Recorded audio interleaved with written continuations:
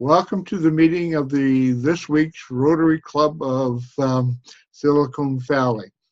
The focus of our club is on innovation, entrepreneurship, and education.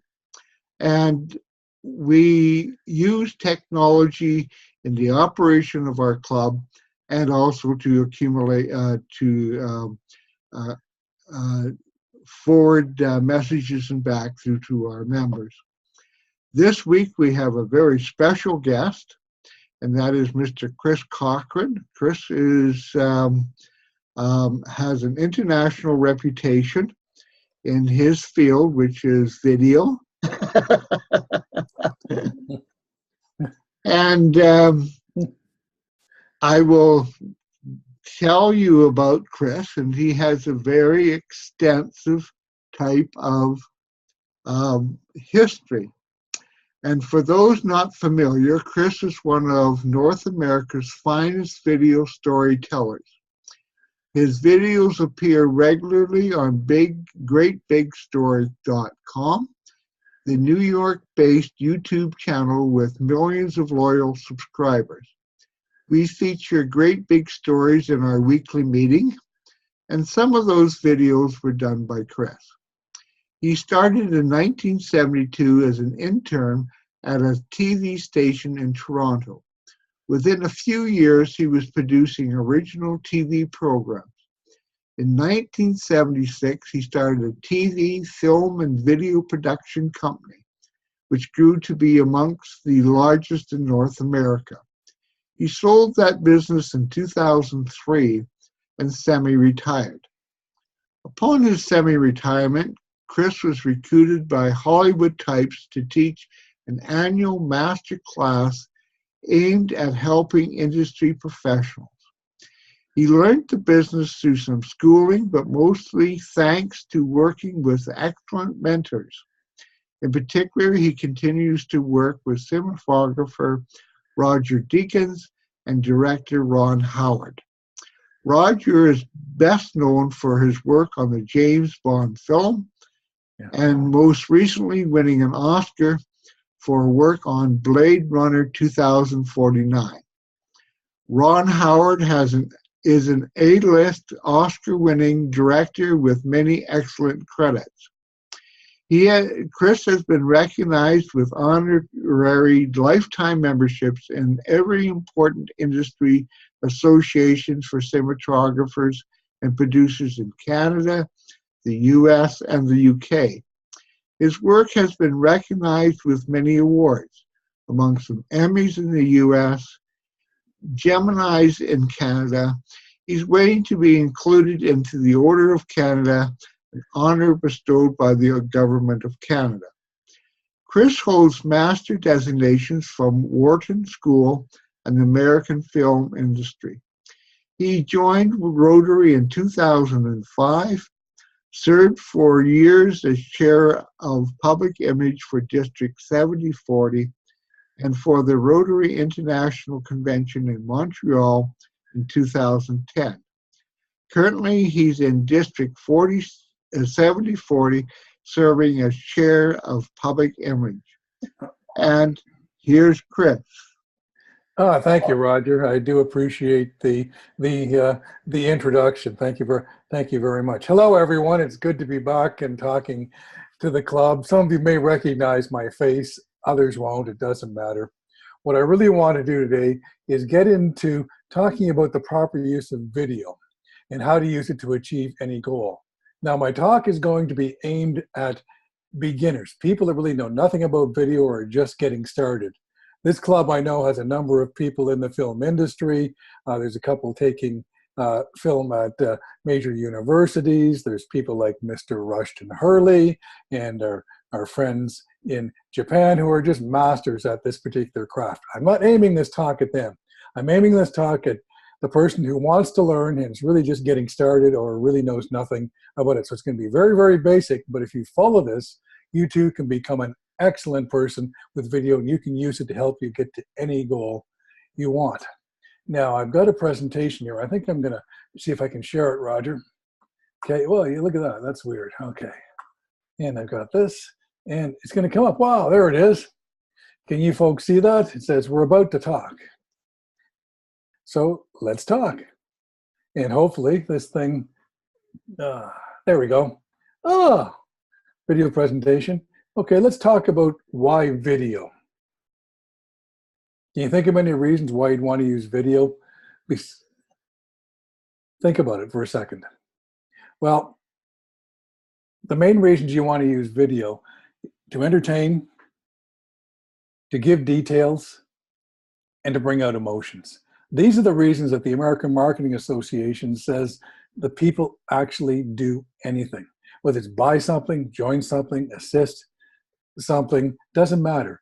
If you can entertain them, if you can hit the right emotion, if you give enough details, people will do just about anything you want. It's kind of dangerous if you think about it, but the video was a great medium for doing that. Now, what I'd like to do now is hopefully show you a video that hits, these particular, that is hopefully emotional, brings out an emotion in you, is detailed, and hopefully entertains you. It's one I produced for Rotary International a few years ago, and it's one that I hope you'll enjoy, and I'm told it's still in use. It's a major one which was part of their Humanity Emotion series. So here we go.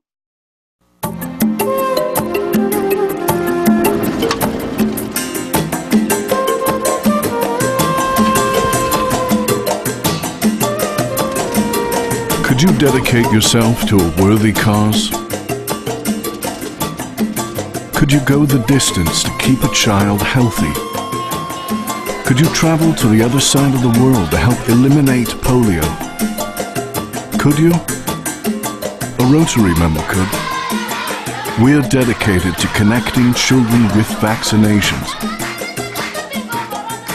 and ending polio worldwide. All it takes is one person to make a difference, like me, like you. Could you help change the world? Will you? Rotary. Humanity in motion.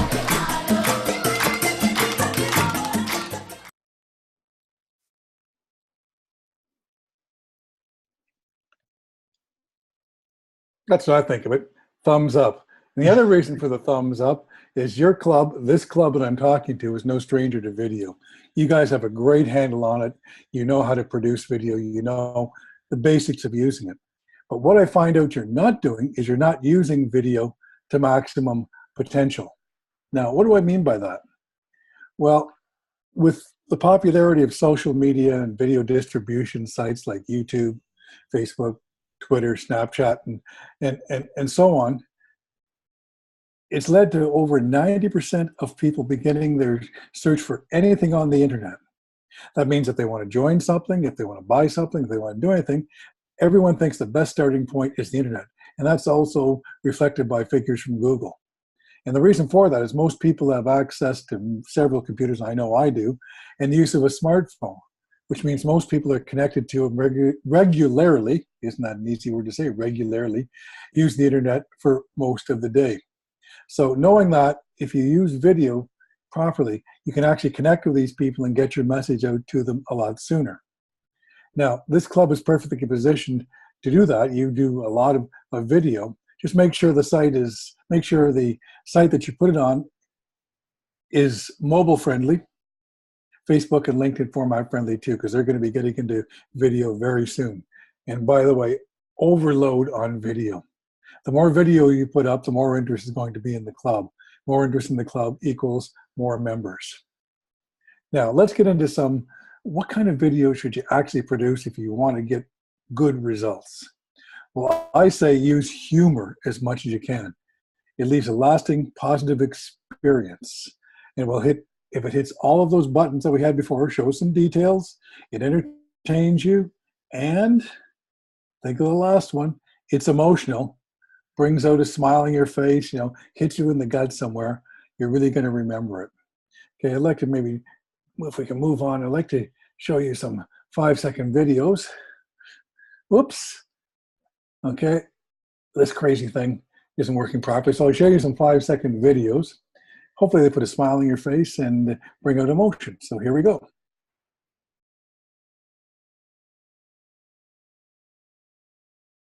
Oh, I take such bad photos. Maybe don't make that stupid face. Just saying. Oh, let me get those for you. Superman? One day I'll pass this on to you. Just like your mental illness? Yep, just like my mental illness. Billy, pay attention! Sorry. God, I mean, really?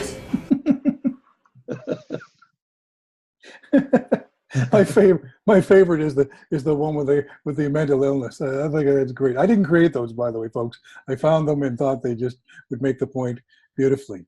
Now, a lot of people say to me, because I'm a beginner, how do I actually create? Effective video doesn't have to be a work of art. In fact, you don't need to go and buy a big expensive camera or anything else. You just need to be able to do some basics. And if you do great basics, it'll help you stand out. And you got to stand out these days because Google says over 40 hours, think about it, 40 hours of video is uploaded to the internet every minute. So anything you can do to stand out, that's why I say use humor. If you use it properly, you can really stand out. Any advantage is good. Well, exactly what are the basics? Well, here's some. By the way, make sure to tell your story quickly. The key, don't bore your audience. Be upbeat. You want to know what the secret is to making amazing videos? People keep asking me all the time, what's the secret? You make good videos. What's the secret? Come on, tell me. There's got to be a secret. Well, there is a secret to making amazing videos. Okay? Think about it for a second. That particular secret is passion. Be passionate. Put the emotion you feel into the video. And you say, well, how do I do that? How do I put passion? I'm passionate about a particular topic, a particular subject. That just means you're really into it. You know a lot about it. Well, very simple. Write out a plan. Write a plan. That just means write a script. Write as if you're telling your story to a friend. Whatever you want to say, how would you say it to your best friend sitting next to you or across a dinner table if it's a good friend? How would you tell them about it? That's how you write a script. It comes down to it's actually that simple. It's no great secret. Write as if you're telling a friend. By the way, you don't have to have a major video camera or anything else or go out and spend $10,000 on these professional jobs. If you have a smartphone or a tablet, you have an excellent video camera. Those usually record in HD, either 720p or 1080p. Those are technical terms. Just means it's a very, very good image. The last thing I have there is use template sites. Now, what do I mean by that? There's such sites called Animoto, Spark Video by Adobe, Rocketeum. There's dozens. Just Google video template sites. You can record your video on your smartphone, take it to one of these template sites, download the appropriate, insert your video, put text and titles where they say to put it, press play, and you've got an instant professional video. In fact, I use a lot of templates myself just because it's easier than going back to scratch and having to produce everything right from different. So that gives you something, and something is better than nothing. You will improve. Just start, and you'll soon figure out how to do it. Now, you've got a video. What do you do with it? Got this great, no point having a video unless somebody sees it. So that means you should upload it, put it on the internet. Upload to the club site in this case, of course, but I also say share it on social media. Create, if you don't already have one, a YouTube, Vimeo, or other channel. These are usually free of charge, from which you can share. And if you have true passion in the videos, you'll build an audience. Now, why do you want to have an audience? First of all, awareness. Somebody's actually seeing your message. But more importantly, you can actually make money on it. If you meet the standard, Google would pay you for every view if you meet their standard. But the most important thing is you can get what I call back-end money. That's a sponsor with enough decent views and a decent number of subscribers. There are literally thousands of businesses which will sponsor and return for a mention on every video you do. So how would you like to get paid, $5, $10, $15,000 a month? There's people out there making that coin and a lot more just by doing it. Okay, maybe that's not your thing. Maybe all you want to do is raise some money. Maybe you just want to pay for it. That's great. But if you do it properly, you can actually make money on it, which turns your hobby and your learning into something that doesn't cost you anything. In fact, it can be very, very profitable. Now, they say, Chris, well, I don't know of anybody that's really doing that or making anything on it. Well, I want to show you an example of how passion has led to Google dollars and back unsponsored. I'm going to show you a video event that was shot by myself with an iPhone. It was uploaded to a site called greatbigstory.com, which is a New York giant that has hundreds, and at this point, thousands of videos. They started about 3 years ago. Okay, I happen to produce a lot of video for them, and right now there are 2.5 or 3 million subscribers on YouTube, up to 10 million subscribers if you total up all the different platforms that they're on.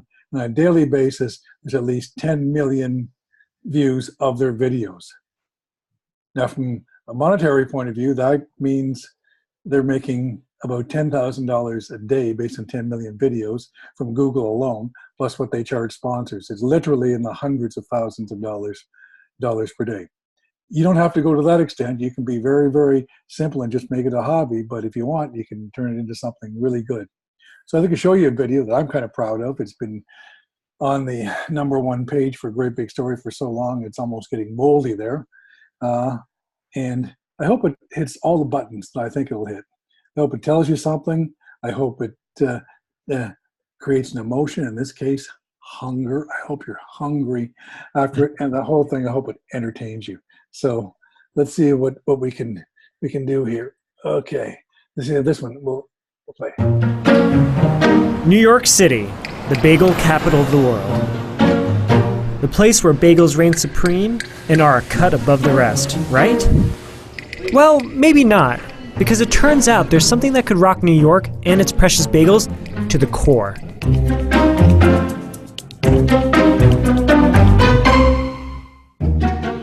Montreal has their own booming bagel industry, and there's a constituency of bagel enthusiasts that actually consider Montreal bagels better than New York's.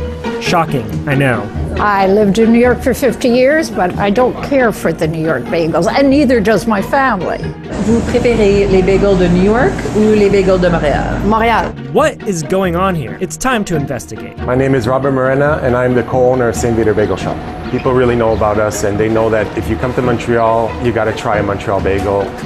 Every time I go to New York, I always visit a bagel bakery, and I test my bagels against theirs, and I've yet to come across something that compares to a St. Peter bagel. Montreal bagel is set aside by its process of how it's made. We hand roll each bagel, we boil it in honey water, we seed it, and we bake it in a wood-fired oven. Alright, so Montreal's got the sweet and doughy flavor. What do you gotta say about them, New York? Montreal bagels? I think it's mostly a fad. Honey water? Who does that? No, I'm kidding, I'm just making that part, sorry.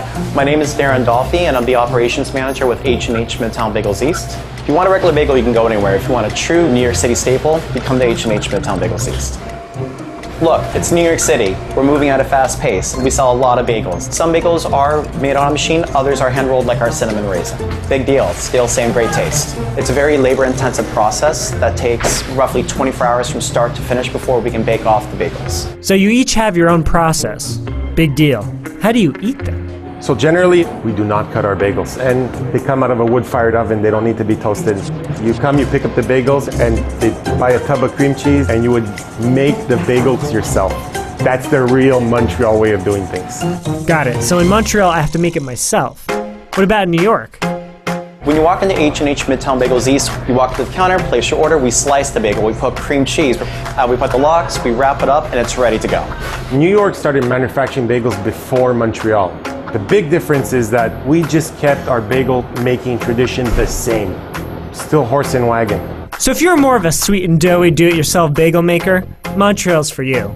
But if you prefer the toasted bagel with everything on it, you gotta come to New York.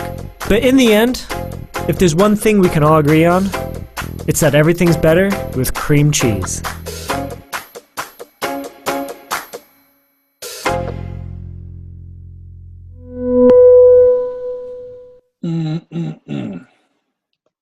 I am hungry.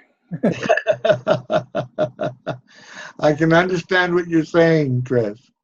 Yeah, let me just get out of this particular slide if I can. It won't allow me to get, oh, there we go. Whoops, backed up, never fails. That's it. it's been a pleasure. But I think the summary that I want to say is to make a video is not a great mystery. You don't have to spend a lot of money getting a super duper video camera. If you have a tablet, if you have a smartphone, you can use that. If you plan your video, that is simply write down what you want to shoot, figure out what shots you want to do, and any voice or audio track you want to put onto it, write it all down, record it, and then upload it to a template site or download a template. Put it in there, press go, for lack of a better word, and you have yourself a professional video. At a fraction of the cost, the templates are usually a couple of dollars a piece, and you can look as good as some of the top professionals out there. So it's really a simple thing to do, but it's very effective. It's a way that can help you reach any goal, no matter what it is. If you show people, if you tell people, if you put people in the moment, entertain them, and above all, hit the sweet spot, hit the emotional spot, why you're going to succeed. So that's it. That's all I have to say. And as Penn and Teller here are saying, shh, don't disturb me.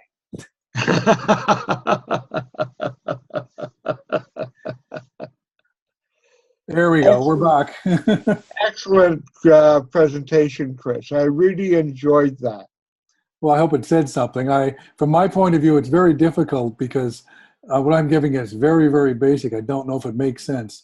Now, the seasoned video makers out there, the Rushton Hurleys and the Nates and the others in the club are going to go, really? That's his presentation? Come on, give me a break. But remember, I'm not aiming it at you guys. I'm aiming it at the person who's never done a video, was thinking about doing it, and doesn't have a lot of equipment, doesn't want to spend a lot of money, and just if you follow the basics, you're going to make a decent video. You really are. Right. So I have a number of questions for you. Yeah, I know. You love hockey rinks, I understand. And I want to thank you for the advice that you gave, and I forwarded that on to my daughter. And I came across a lot. Well, after we spoke before, I came across and said, this is perfect. The principles are for still photography, but they apply directly to video. And he shoots in a hockey rink for a living, so what he says certainly applies. And by the way, anytime you need some kind of advice, just get hold of me. Send me an email or whatever, and we can work it out. Good, thank you, Chris. I really appreciate that, and so does my daughter. Now, the first big question is that nothing's perfect, and I know that we're in the club are trying to do our best with our videos and that. Yep. And what advice do you have for us to improve our videos and to use videos more effectively within the club? Well, it depends which video. You're talking about programs like this one that we're recording now, or other types of videos? Whichever, like this type of, because we do this is fine. You're using Zoom, which is an excellent platform. Okay, you can't really control how good or how not good a particular speaker is. I mean, I think from a program point of view, you've pretty well maxed out as far as quality and what you can do, and you've every possible topic under the sun. It seems to be covered. And I pity you, Roger, every week having to find a new person to record, but you're doing an excellent job. From an other point of view, the club does use some great big stories. Keep it up, folks, because I've seen some of mine on there, and we like that. That's excellent, an excellent use of third party. Rotary International, RI, has RI Productions out of Chicago. Right. And they produce excellent video, excellent, which is aimed right at Rotary clubs. And take a look at what they produce. Okay, it's all available to be downloaded or embedded into a site that you guys use, into the club site. I mean, and it's free of charge, by the way. Right. Okay. And, I would add a topic from RI every week as well. Yeah, but what I think you really need to do is to get more eyeballs to come to the site, you need to have more video, because it's proven by Google and other people that the more videos you have that are of any interest whatsoever and reasonably well done will drive people to watch them. And Right. If people watch them, they come to your site to do so. That's why you have a particular channel. They come to your channel. And by the way, once you start reading some consistent numbers, once you've got even as much as a couple of thousand views on every video, so you can say, oh, we've done, a whack of videos. Could be 5, could be 500. I don't know what the deal is. But once you have, you can go and you can say, hey, every time we do a video, whether it's a program like this or whether we put something up on our site, we tend to get a couple of thousand people who watch them. That could be turned into a fundraiser because there are businesses out there that want to be in front of people who would go to a Rotary site. And if you can show, look, anytime we put something up, we get a couple of thousand views minimum. That's worth money. Actually, I've been keeping track of the amount of videos that we get on, the amount of views that we get on our videos. Yeah, and what's the general number? Would you believe that the general number is around 50? Is that all? Well, and how do you increase that? Well, there's the way, first of all, you got the videos. That's check 1. Excellent. Check 2, they're up on the net for people to see. They're there. Okay. Check 3, you have to now inundate social media. Yes, there's a club Facebook page, but I don't think it's being used effectively. I was an administrator, an editor, a moderator, whatever you want to call it of it, no longer with the club. But I think it's Brett Cham is taking care of it this year. Mitty's involved with it and so on. Okay. The way you get more eyeballs to your videos is you got to place them in there too, or versions thereof. That's why you have them on one site and you embed from that particular site into Facebook or LinkedIn or Instagram or Snapchat or whatever, you name the site. Go on as many as you possibly can. My model is great big. They've gone in 3 years from nothing to millions. Right. And they're on every platform that exists. If there's a video platform that exists, they're on it. Period. Why? Just so they can go to sponsors, advertisers, and say, look, we put the video about bagels on every possible site we've got. And on this one, we've got, 100,000 views. This one, we've got 2 million views. It all adds up. Right. And then the boys can say, when you can go to any business event and say, our audience, our demographics are exactly what you're looking for. Right. And they agree, yeah. And by the way, every time we put up a video, we get X number of views. What's it worth to them? Well, if you can prove to someone that you're going to get them in front of thousands of people every week or every month, whatever your cycle is, that's exactly what they want to know because that's what their advertising dollars are paying for. No other medium in the world can do that. A newspaper can't do it. They can say our circulation is X, but they can't prove that number of people actually read your ad.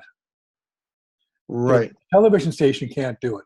It can say, oh, we broadcast in our broadcast area, there's 500,000 people. They can't guarantee that 500,000 people are going to tune in a given show, especially at the time when your ad is on.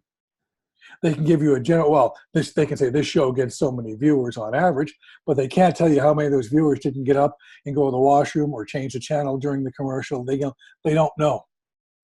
Right. The only medium that can do it is social media, the internet, where you can tell exactly how many people saw it, and with a thing called analytics, and Google, maybe you can fill Roger in on analytics if you want. That's the way of telling exactly how many people saw it, how long they watched it for, what geographical area they're from, what their age group is, whether they're male, female, or identify as other. I mean, it's a dream, because then you go to a particular sponsor and say, look, you're going after, people in XYZ age group. Look at the number of people in XYZ age group that watch our stuff.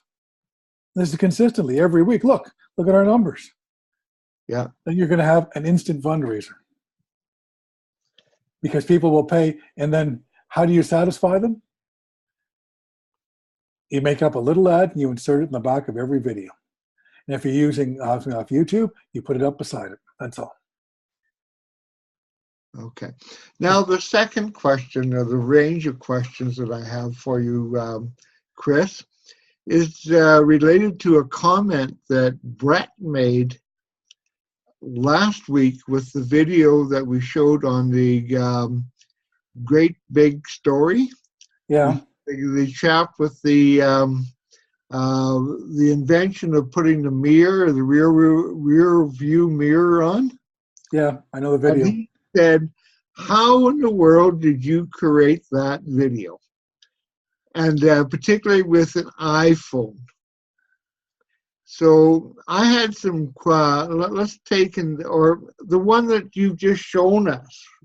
Did you shot that with an iPhone? Yeah, we shot with an iPhone, all the pictures of bagels and the stores and all that stuff, the street, the interviews, the people, what do you like? Montreal bageler. I'm in Montreal asking the question, what are they going to say? I mean, think about it. Standing in a Montreal store, I'm asking a French Canadian, do you like Montreal stuff or do you like New York stuff? Well, you take your little, where's my iPhone here? Oh, it's right in front of me. Okay. You take your iPhone, happens to be this particular iPhone, just an iPhone 7. Okay, I use it every day for this. I have 3 others that I carry with me as backups just in case they're not on the net. Excellent lens. And you shoot it like you would as if you've got a professional video camera. Now you say, well, how do you get the excellent sound? People say, your sound is superior. Because the sound that goes into this thing, I only use it for reference and a backup and for getting the ambience of the particular area that I'm in. I use a separate audio recorder, which is about twice the size of this thing. Okay, and all this is mounted onto a big frame, so I only got to carry one thing. And that captures the extra sound. That's why the sound is crisp. And then in post-production and editing, we put it together. We marry the great sound with I call it the reference sound from the iPhone. On the video, if I'm doing a video of you and you're talking, obviously I see your lips going and I hear something coming in here. Why replace what you said with the better track of it from the other one? So as far as people are concerned, it's pristine audio. Okay, let's be a bit more particular. With that iPhone that you have, how many gigabytes does it have? I got the biggest that they offer at the time. I think it's 256. 256, okay. Why? Because video takes up space. I didn't want to be in the middle of doing something, oh crap, now I've got to offload it or send it up to the cloud so I can shoot some more. When I finish a particular shoot, I offload it to the cloud for safety, so I've got it if I'm on the run. And I also offload it to a separate hard drive here, so if I ever need it later, I've got it. Then I wipe it from here, so I've got maximum space. Okay, so what, now let's take for lighting. So what do you use for lighting when you've got the iPhone? Believe it or not, I have 2 LED lights. Each one is probably the size smaller than a standard piece. I'd pull them out, but they're over here in the cupboard. Okay, 8.5 by 11 sheet of paper. They're just a little smaller than that. They actually fold up to about the size of a folded piece of paper. Very light. I have 4 of them. They carry in a backpack. And they're battery operated. And I have little stands in the backpack too if I need to stand them up to light anything. The beauty of using an iPhone, a smartphone, or a tablet, it's why I keep saying as a beginner, do it, is they're so good in every situation. Low light, extreme light, the automatic setting will do it. Now I shoot with an app, not just this. It's called Filmic Pro, Filmic Pro. You can download it from the App Store. I think they want about $30 for it. Now I got it years ago when it was free. It allows me to adjust my focus, allows me to adjust the f-stop, and I can shoot anywhere from 720 resolution right up to 4K. Wow. Okay. Now, you had mentioned your audio. What sort of an audio adapter do you have or unit? Well, it's called a Zoom. In fact, if you'll wait 2 seconds and you don't mind looking at my chair, no problem. It's on the shelf over here. I'll go get it. Okay. Hold on, folks. Take a look at my display. Right.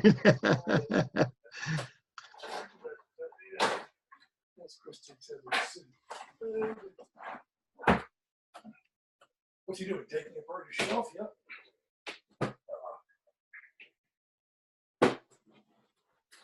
Oh, here we go. Okay, you probably can't hear me because of these things. Don't know if you can hear me or not without them. Oh, yes. Yeah, Oh, I you can. can? Okay, that's fine. Okay, it comes in a little plastic case like this. It's called Zoom, Z-O-O-M. It's been in the market several years. It's a Zoom recorder. Mine happens to be an H4n. There's more recent models, even smaller than this, but I love this one because I learned with it. Okay, what's the size? There's my hand. There's, compared to the iPhone. Right, yeah. It's about the size of the iPhone. Okay, it has 2 mics up here. Okay, and the bottom just fell off. That's good. I can put external microphones in here, 2 of them. Okay, I have virtually unlimited recording because I put 256 gig cards inside, cards into cards like this. Right. So I can record literally for days. Now, a lot of times if your audio is a tricky thing, you've got to do, but the basics are getting the microphone as close as possible. I can plug wireless microphones, which I have in here, so I can put a microphone on you and a little transmitter, a receiver on the back of this thing, and it records it beautifully. Okay. I've got different settings and things that I can use for technical reasons on here. Runs on batteries. You see the bottom fell off. Or it has an adapter where you can plug it in if you want as well, if you're sitting in that kind of situation. If I'm doing an interview, I mount it on, I have my little frame, which is downstairs, unfortunately, otherwise I'd show you.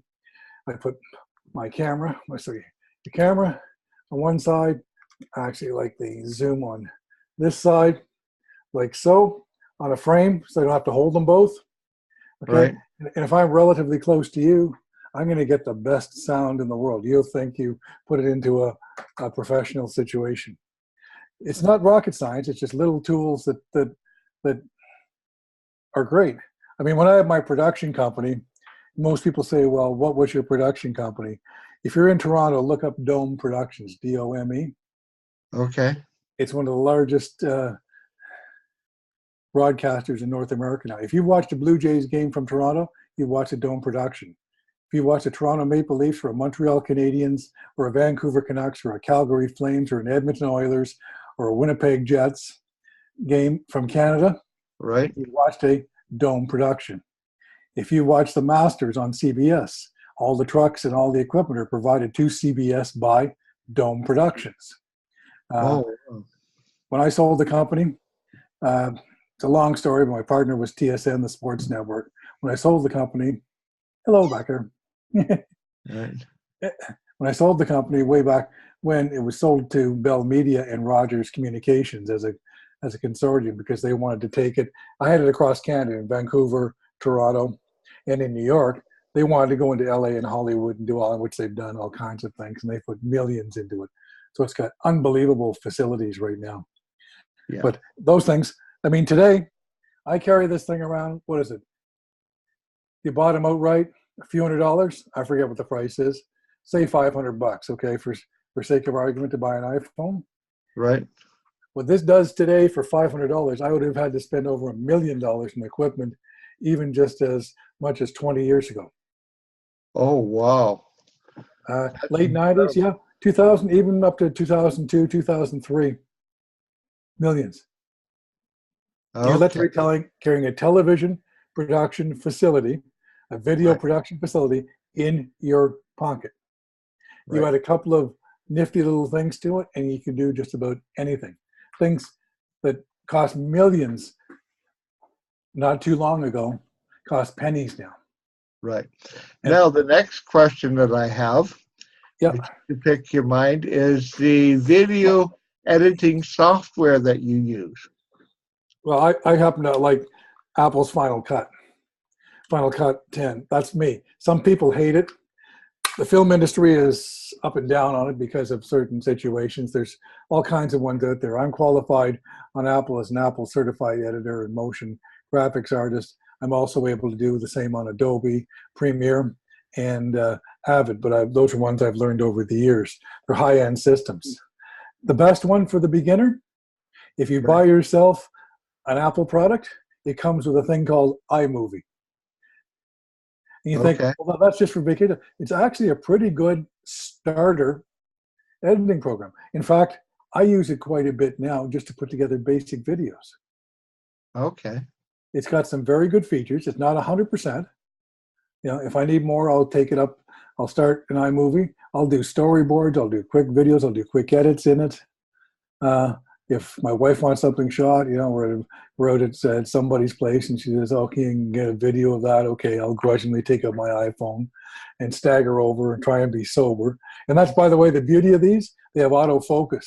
And that saved my butt in many things. A few times when yours truly should not have been trying to focus, if you understand what I mean. Too much libation. And you look at it the next day and you go, it's not bad. You put it into iMovie, you can clean it up a bit and, you know, and do some things with it. If you have a Mac, take a look at it. I believe Microsoft has one on a PC. I forget. They call it Microsoft. I forget what it is, but there's something similar on a PC as well. But I'm partial to Apple products and have been for years and years. In fact, I don't own anything other than Apple products. Now, disclaimer, I'm certified by Apple, and I'm also a teacher of Apple situations. I'm paid by Apple to go in and set up production companies and individuals who have bought wax, you know, several $100,000 worth of equipment. They have a problem, they call me, and yours truly goes in and helps them out. So, and I also tend to get these at a very good discount, like free from Apple. So if you're going to give me a free camera, I'm going to take it, you know. No, but these are actually, and the quality is actually very good. Yes. Many of you are familiar with the Rose Parade that happens in Pasadena. Right. Okay. There's somebody from there gave a talk to the club. I'm on the Rotary Rose Parade committee. Okay, thanks to a previous club where we met one of the coordinators. And every year I go down and I do video. The last couple of years, what I've shot with this thing has been featured on KTLA. Oh, wow. Television station. Well, That's and I got a quick story of how good this is. It was 2015. I'm at the Rose Parade. And the first one I taped in years, first one I taped for Rotary. And they had arranged for me to go up to the scaffold where you come from Orange Grove Boulevard and you turn on to, what's the street? Colorado Boulevard. You see the famous corner where you see all the floats turn, you know, coming along. And if you see it coming along one way and they turn to the right, it's usually the one you see on television where all the TV people are there. They're all around and everyone's up high. And there's big scaffolds. Well, you have to take turns where you get 5 minutes up there to get what you want. If you let you get one or two floats, and away you go. And I want to time mine to get the Rotary float, of course. Right. So when it was coming by. So I go up there and the guy goes up in front of me. He's got a camera. Oh, this thing must be, you know, looked to me like half the size of a Volkswagen. But I mean, great big thing. Oh, heavier than hell. Must have been 70, 75 pounds worth of equipment. It's got a lens on it the size of a cannon. Okay. Well, this thing could probably shoot a flea on the moon. You know, you can get a good picture of it. Right. Unbelievable. It's a $100,000 red camera with high-end cameras. And this guy's wearing, he's sweating like a bugger. He's climbing up this thing. He gets up there, and I'm behind him.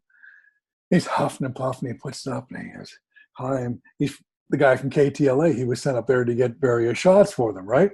Right. So I come up there, and he goes, "You here to shoot?" I go, "Yeah." "Where's your camera?"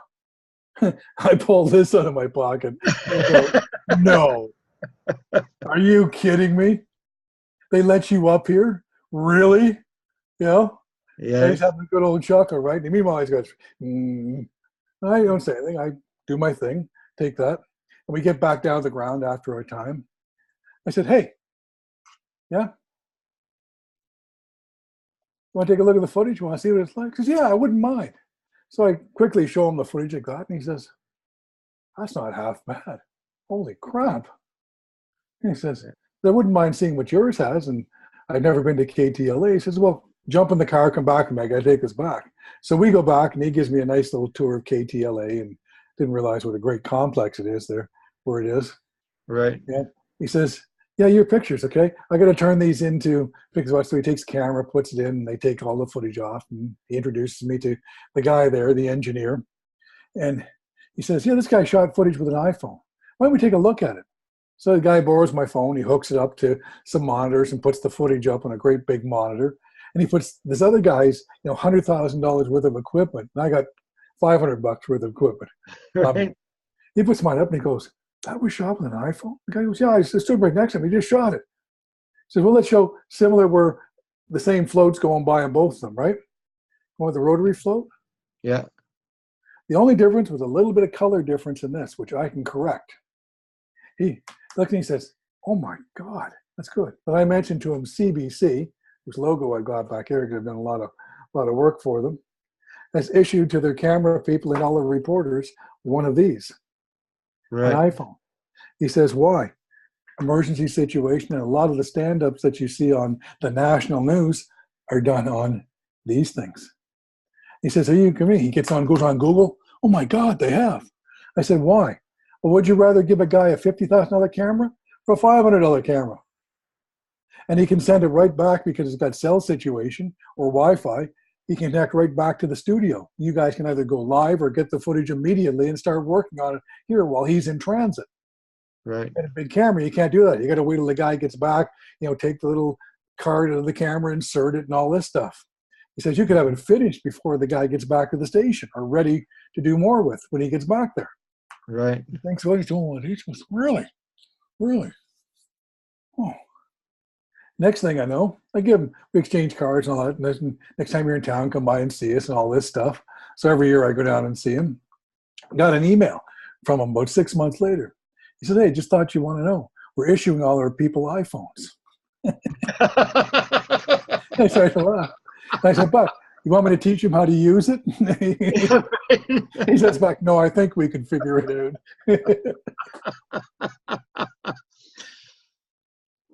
Chris, we can continue talking all night because it's a recording. Maybe folks don't want to. Well, look at the time, Roger. We've way come over the time for a recording. Maybe you better trim some of this. I hope you're not. I might, but I will see what happens. Except that what I'm going to do, Chris, is I'm going to say to everybody who's watching, for the visitors and also the club members, there's a comment section at the bottom. Please fill out your comments. And in addition to that, for those visitors and club members, don't forget to register your attendance. And if a visitor puts in his correct email address, he will get a receipt back from our club of his attendance at this meeting. Now, as our practice is, we're going to give it back to Chris for a moment to give his last word.